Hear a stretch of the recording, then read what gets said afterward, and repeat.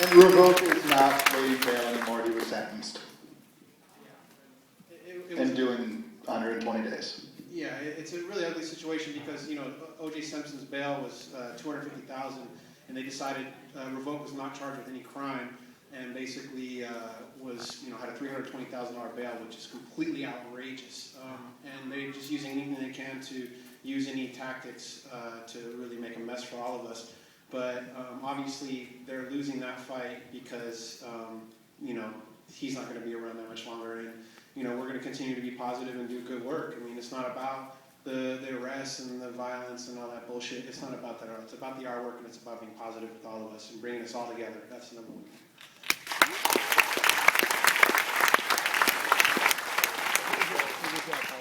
Up in the balcony.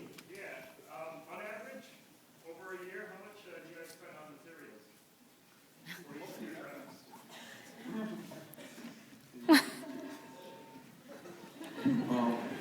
I started out stealing my shit, and I still currently steal my shit.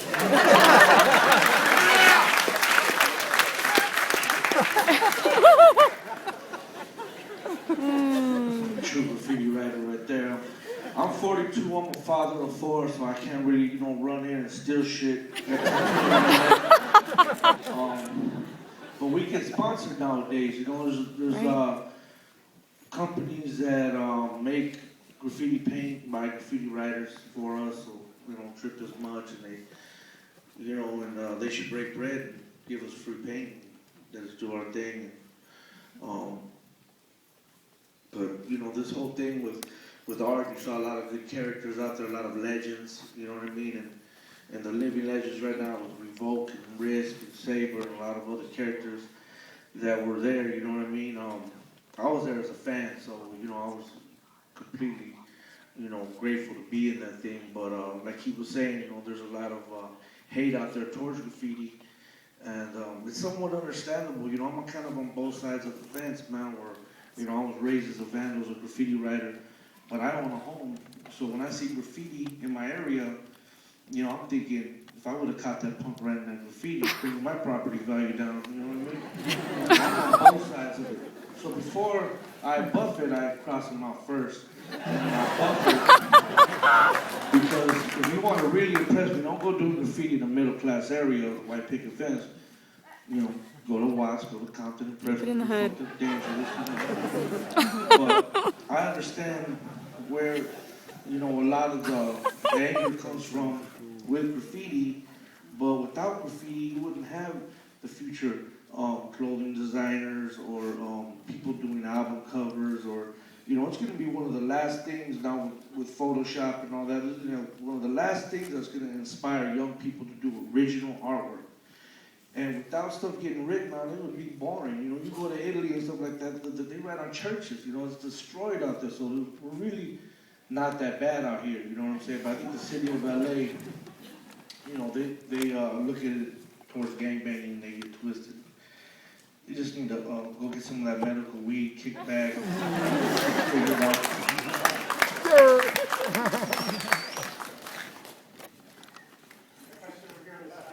Hi, when did your art eventually evolve off the streets, and who or how did you get your first break and were able to get it into museums, or when did you realize you wanted it to go that far, to the next level? I always wanted it all from the beginning. I mean, that's it. I started very early, so I actually was making artwork before I got into graffiti art, and actually skateboarding is what got me into really being focused on artwork. That's one of the most important things with skateboarding, leading me to all those places. But I always wanted to be bigger and be more grandiose as far as representing art from the beginning anyway. I always had these grand visions in my mind, so the fact that we're here now is amazing. So I'm glad. Where's Risk? You should answer that. What up, Kelly? I'm looking at you right now. Oh, he got struck.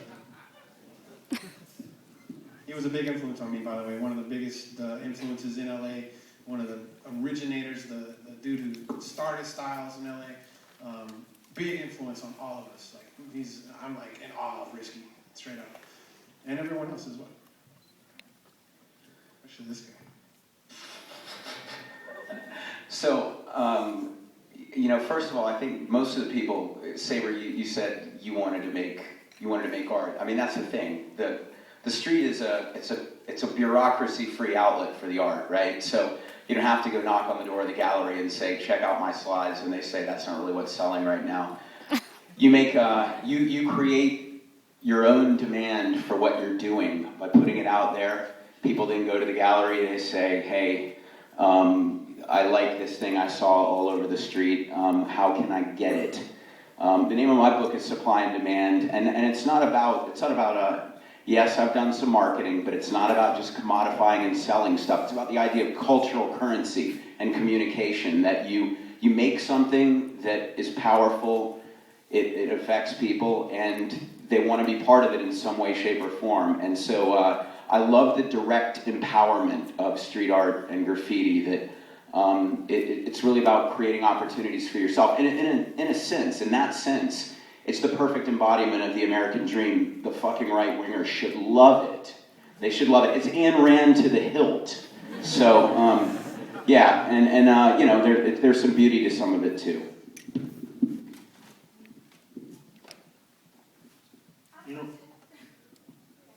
Are there any plans to release or distribute this film? Because I have a lot of friends who aren't here right now that I'm sure would really love it.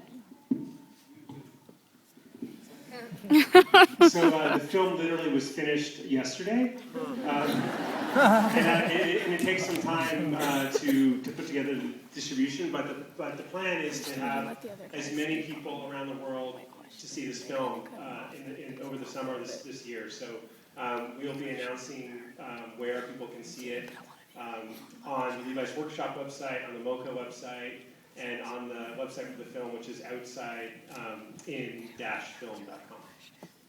There's a question over here in the back. Do you find it more difficult to, or more easier to pursue your art now that there's more mass media attention on street art?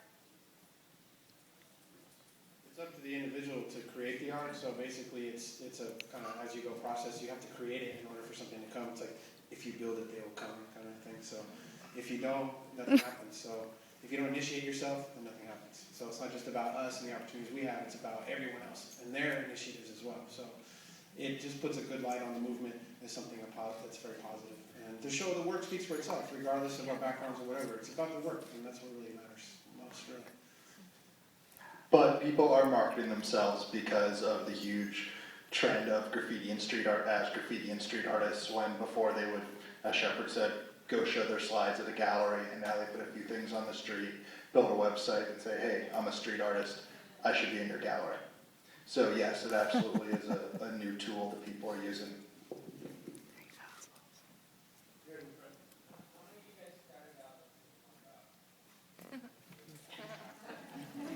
What? Thank you. The question was, how many of us started out listening to punk rock? Woo! This question is for those of you who've traveled to other countries. Which country, if any, would you say most closely resembles the ideal scenario for street artists to evolve? Berlin.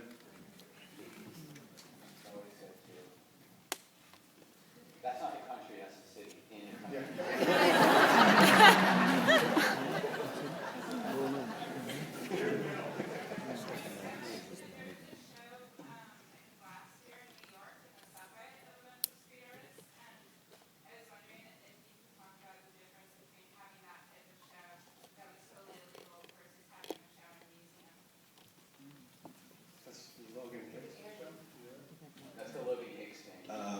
I'm not familiar with that show. Okay. I don't know what's the difference. One's legal and one's illegal. A lot more white people showed up to this one. I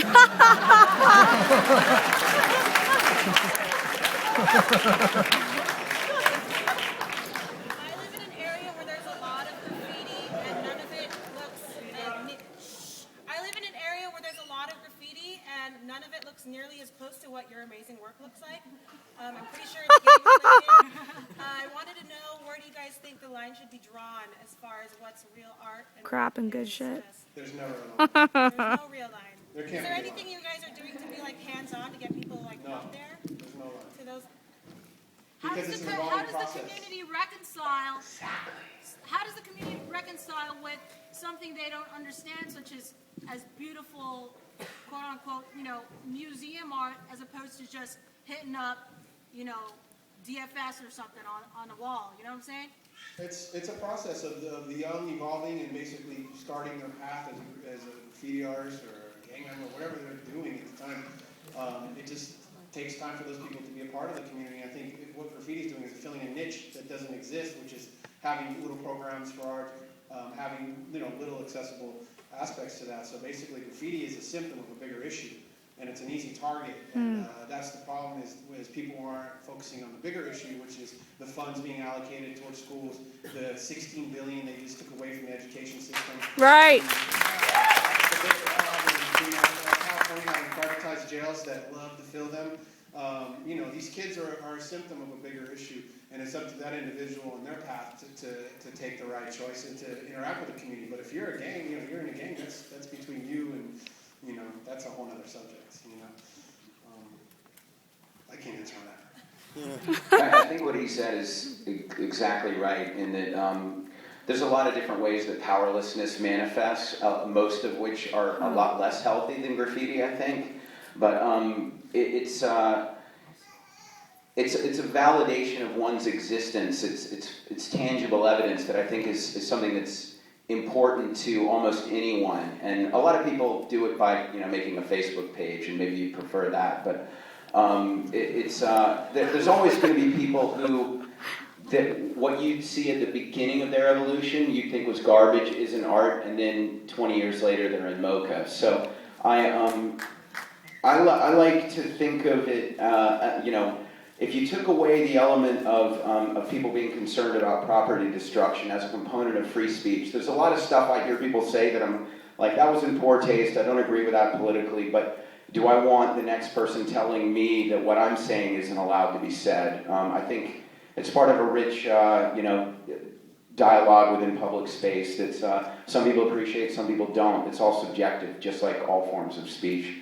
But I look at it just like no one says, man, I wish we could just find the weeds and they'd stop growing. It's not going to work like that. It's part of the urban society. It's part of this development of humanity. We're in this giant concrete box, and the number one weapon is Palomino beige, and it's funny because Palomino beige is the color of the non-color. It's like the color of the New World Order. I mean, it's like the color that suppresses, and so. In a society where we grow up being bombarded by billboards and advertisements, which seem to be okay by everybody because it's well placed, we're a target because we're doing it outside the box, and when in fact we're almost probably a obsessive compulsive disorder, like residue of living in a society that bombards advertisements down your face. So we're just a reject virus that somehow popped up in the end, and we happen to use our art as the medium and the motive. It's that you're disrupting the semiotics of consumption. That's the biggest problem. And so I make ads too, so I can be on both sides. That's right. We have time for one more question here in the far corner.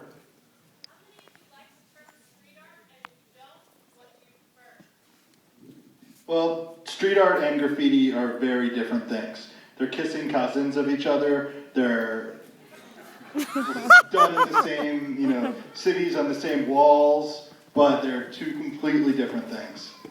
And I don't think graffiti, well, I know for a fact graffiti artists don't really like being labeled street artists, and vice versa. But at this point, it's all merged together, so we just have to smile and be happy someone's talking about us. I prefer just shit on the street.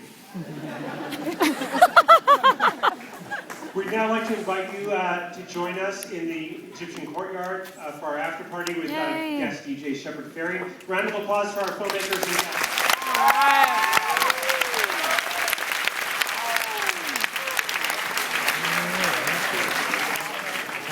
guests.